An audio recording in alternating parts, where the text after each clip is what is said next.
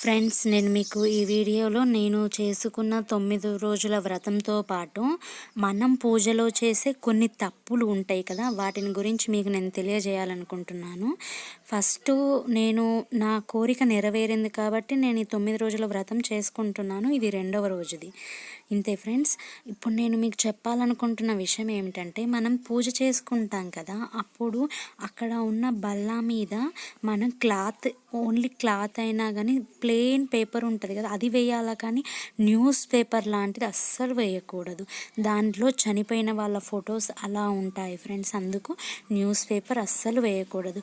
అలా అని ఖాళీ బల్ల మీద, అరుగుల మీద దేవుడి పటాలు అస్సలు పెట్టకూడదు. దేవుడి పటాలు పెట్టే స్థానంలో ఖచ్చితంగా క్లాత్ వేసి వాటిపైన దేవుడి పటాలు పెట్టాలి. నెక్స్ట్ ఫ్రెండ్స్, మనం చనిపోయిన వారి ఫోటోలు దేవుడి పటాలతో సరిసమానంగా దేవుడి పటాల దగ్గర అస్సలు పెట్టకూడదు. ఇది సెకండ్ పాయింట్. మనం దేవుడి పటాలను కానీ విగ్రహాలను కానీ క్లీన్ చేసినప్పుడు వాటిని నేలపైన పెట్టకూడదు ఫ్రెండ్స్. ఇది థర్డ్ పాయింట్.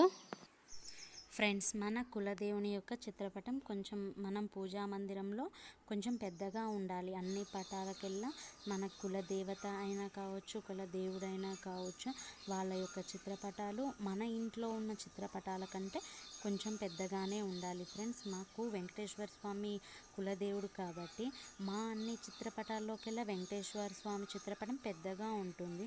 తర్వాత నాకు ఇష్టమైన సాయిబాబా చిత్రపటము సరి సమానమైన స్థాయిలో కొంచెం తక్కువగా ఉంటుంది ఫ్రెండ్స్. అలాగే మీ ఇంట్లో కూడా మీ కులదేవుడు చిత్రపటం పెద్దదిగా ఉండే విధంగా చూసుకోవాలి ఫ్రెండ్స్.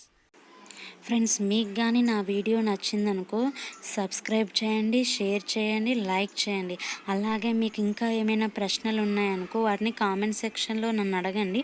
వాటికి నేను ఖచ్చితంగా ఇంకొక వీడియో చేసి జవాబిస్తాను. లేకపోతే కామెంట్ సెక్షన్లోనే మీకు ఆన్సర్ ఇవ్వడానికి నేను ట్రై చేస్తాను ఫ్రెండ్స్.